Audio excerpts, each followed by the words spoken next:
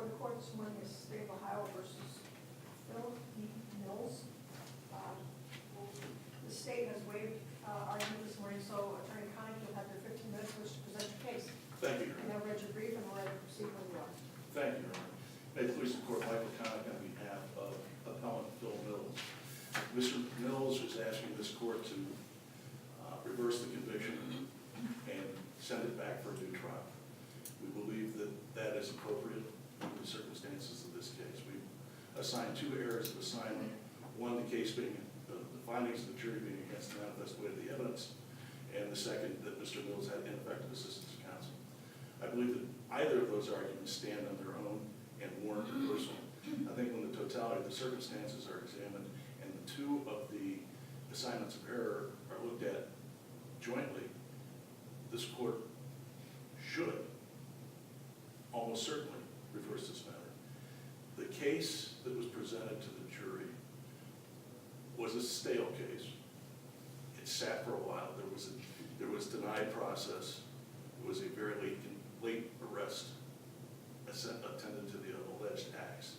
There was no evidence in the record that identified Mr. Mills being in this residence. There was evidence that Mr. Mills' DNA appeared on a mask and on a firearm. The firearm was tested in two places, the trigger and the grip. Mr. Mills' DNA appeared on the grip, didn't appear on the trigger. Other DNA also appeared on the firearm. The state wishes to use trial strategy as its mantra in stating that this matter should be affirmed and that there's no challenges. But let's look at the firearm for a few minutes. The firearm had other DNA. DNA has apparently the half-life of a nuclear atom because we're doing cases on the rape cases that are decades old, and the DNA is still hot and active. There was a CODIS hit from Mr. Mills. Did he touch that gun at some point in time? No, I don't think that can be disputed. Did he wear that mask at some point in time?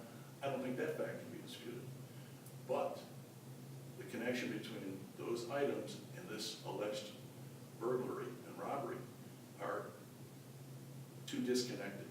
The firearm was a Taurus 5-shot revolver. The cartridges in that revolver were never tested for DNA. BCI said that that revolver had 5 live rounds in it. If you read the trial transcript, which I'm sure the court has done, the scene of the crime and the scene after the crime were chaotic. 5 loaded rounds. One round was allegedly discharged in the residence. But when the gun was retrieved, there were 5 rounds. The homeowner, Mr. Keith, testified that the assailant, allegedly Mr. Mills, fled from the residence on foot, screaming for help at his neighbor's house. All of a sudden, the whole area, the mailman gets the noise. He starts looking. He starts watching someone flee. Someone's trying to stick something in a waistband. Nobody can see Phil Mills. All they can do is identify the black man. The plausibility of that gun being discharged in the residence and a live round being reloaded into it in that period of time is simply implausible. One of trial counsel's failures, and it's tough as appellate counsel to Monday morning quarterback and say, gee, what would I have done if I was sitting in that chair? Well, in this instance, these are serious failures, and they were obvious failures. It was never pointed out to the jury that this is a 5-shot revolver, and there were 5 live rounds in it, yet there was allegedly a discharged round. Your average juror grows up watching TV. Everybody's got a 6-shooter. The revolver holds 6 rounds. 5 live rounds, 1 round on the wall, we got 6 rounds, that must have been the gun. Nobody bothered to point out, and when I say nobody, trial counsel never bothered to point out to the jury. There's no colloquy, there's no issue on voir dire, there's no issue on opening statement, there's no issue on closing, that this was a 5-shot revolver and had all of its live rounds in it. Jurors look for doubt. They can't find reasonable doubt unless they have doubt to begin with. Then the cacophony of the evidence or lack of the evidence is there to stack the doubt. Frequently, as defense counsel, as trial counsel, we're playing for the fumble. Our clients have gone to trial because the state's not making a reasonable plea offer, or they're convinced that they didn't commit this crime, or that the evidence can create enough doubt that they're going to take their chance. Your average criminal defendant doesn't go to trial unless he has to. Once he's there, he expects, and he's entitled to, a fair trial with competent counsel, whether they're retained or assigned. There was an alleged admission of this crime by Mr. L. I don't want to misstate his name. Elohim L. Jones confessed. He testified. In trial counsel's less than 60-second opening statement, he never even mentioned to the jury that there was another person who was admitting to this crime. So for the entire trial, the jury's hearing the state's evidence. When it's hard enough at the defense table, waiting to get through all the state's evidence, while the jury's hearing everything under the state's viewpoint to eventually get to your case. But the jury had no inkling during that entire time that someone else was willing to sit in the witness chair, however credible this testimony may have been found by the jury, and admit to committing this act. The jury never knew that until the defense put out its one witness. That's too late. Well, the only thing I would say with that, and that goes back to trial strategy again, as I recall, Mr. Jones was in prison for aggravated murder. Mr. Jones was in prison for aggravated murder, Okay. which Mr. Jones admitted when he was cross-examined. Oh, I understand that, but my point is, you just never know, as the defense attorney, what's gonna happen with that type of witness. And perhaps he just felt like, and this goes to trial strategy, perhaps he felt like he's not gonna say a thing to the jury until that guy actually comes in and says what he's supposed to say. Well, I agree that could be a trial strategy. And if it was a poor one and failed his client. The simple fact of the matter is, and where a lot of trial attorneys make mistakes in an opening statement, is they want to argue their case, or they want to be flashy and eloquent, instead of telling the jury what evidence is going to be presented and what evidence isn't going to be presented. Start the seed of doubt. Mr. Jones is going to come in and testify. It's going to be up to the state of Ohio to discredit that witness based on his problem, his 33-year term of incarceration for aggravated murder. But what if he doesn't testify? What if he testifies, I didn't do it? You know that ahead of time. If this guy's coming in to testify, With some witnesses you do, some witnesses you're taking a gamble. well, if you have a witness transported from an institution to testify in a criminal trial, you've at least interviewed that witness. That witness has given you plausible testimony. At that point in time, you make a trial decision as to whether or not this witness is going to hurt your case, either through his being subject to cross-examination, or whether he's going to offer some measure of assistance, or if he's not worth it at all. But he had it. The jury needed to have the ability to doubt the state's case. That was never presented to them. The firearm, Mr. Jones, the colloquy that he had with the two BCI agents was problematic at the very least. I think it was deviation from the standard of care, and I think it was to the point that it denied Mr. Mills his right to counsel pursuant to the Fifth Amendment, or the Sixth Amendment. The trial counsel went to great lengths to try and discredit comparison microscope ballistics technology. It's been around for 90 years. There's one firearm manufacturer that you can't do it on, and that's Glock. Their barrels do not permit that type of comparison. But everything else, the comparison microscope is going to unequivocally tie the firearm to the round discharged. All the other science with respect to that has been debunked. Primer hits on cartridges. The Supreme Court said, no, that doesn't work. Those aren't consistent enough. But the styrations. Then we go to the other BCI agent who testified with respect to the DNA. She testified very well. She's very qualified.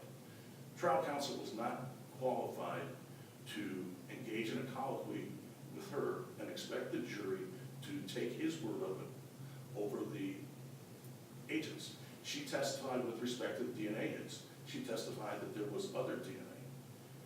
It was never asked whether the rounds were tested. And as defense counsel, one would want to know where else on that weapon DNA would be, and the most obvious place is on So, did the state have that tested and it didn't appear in the BCI report? Was it never tested? Could Mr. Mills, his counsel, have engaged in his own DNA test of those rounds as part of his trial preparation? And if he didn't like what was on those rounds, he could put them forth. The fact that the state didn't introduce DNA evidence of his DNA being on those rounds of ammunition is somewhat telling. If the state had that, if we got prints on the grip, we got, or not prints, but we've got DNA on the grip, we got DNA on the mask, and we have DNA on the ammunition that was loaded into the firearm, that is a much stronger conclusion that that ties the weapon to Mr. Mills. This weapon was picked up in a lot somewhere adjacent or nearby, which brings me to another issue I had, which was, you can at least ask the trial court for a jury view. This was described from a residence to a Dairy Mart type of store, to the mailman chasing the guy 3 yards, to the police never seeing anyone, the assailant, Mr. Mills or anyone else, to the police officer finding some items in a park. Now, that required inquiry. It required serious inquiry and required DNA testing. There's a park in Cleveland, I don't recall the name of it, that the local gangbangers regularly use to share weapons. You commit a crime, you put your gun back, put the gun back. Somebody else picks up the gun, they go commit another crime. It goes on and on and on. Did Mr. Mills commit other crimes that may have put his DNA on that firearm and in the mask? That's a reasonable conclusion, but there's no connection to some other crime and the crime for which he was committed. There was nothing done on the part of trial counsel that would have created doubt. I was kind of glib in the brief when I said that, that it was Mr. Mills in the house with the firearm, a parody from Clue.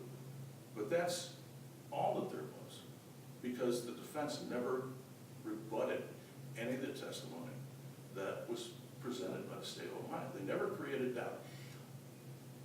Trial counsel's a good lawyer. He's tried a lot of cases. He's got a good reputation in this town. But I can tell you that when I finished reading the trial transcript, the only conclusion that I had was that defense counsel had just phoned it in.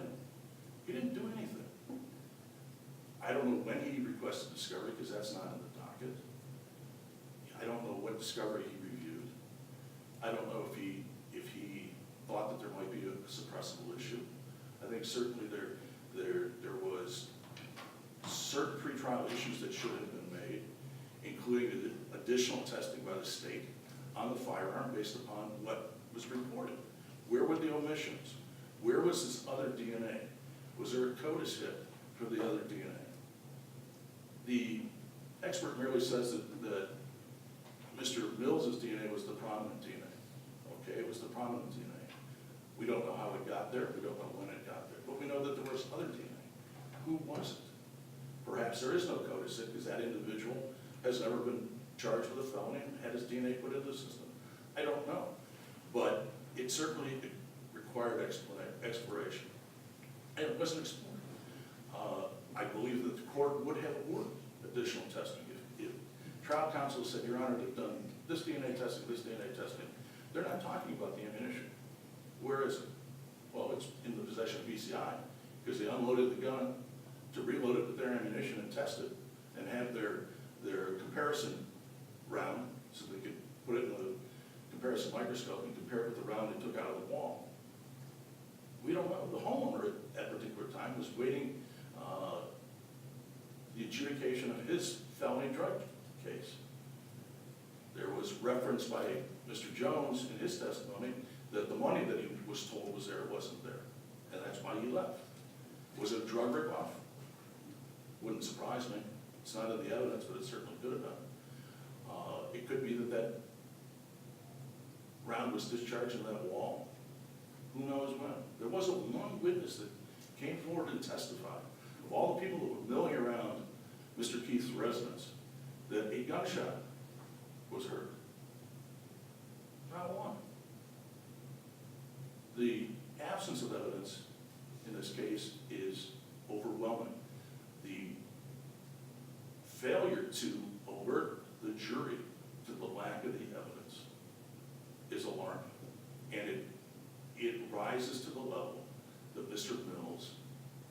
not receive a fair trial, that his trial counsel had ceased acting as counsel, and he was denied his rights under the Sixth Amendment. The evidence put in front of the jury wasn't sufficient to sustain a conviction. There was no indication that it was Mr. Mills in that house. We have a little bit of CSI, and it's been a while since any of the members of the panel have tried a case, but you can't find a criminal jury now that where one of those members doesn't think that they're on CSI. They all watch it, they all expect it, and in this instance, that could have been and should have been alluded to. Like I mentioned, sometimes we're just playing for the fumble. And when you're playing for the fumble, you put up every potential element of doubt. And in this case, there were legitimate things to put up there. I can't get past the fact that the ammunition on that pistol was never tested. And I believe that that alone is sufficient. Am I out of time? Yes. Okay. In summation, I'd ask that you reverse this matter, remand it to the trial court for a new trial on behalf of Mr. Mills. Thank you for your attention. Thank you for your presentation. The court will take a matter under advisement and issue a written decision, which will mail to both sides as well as posted to our website and that of the Supreme Court. Thank you, Your Honor.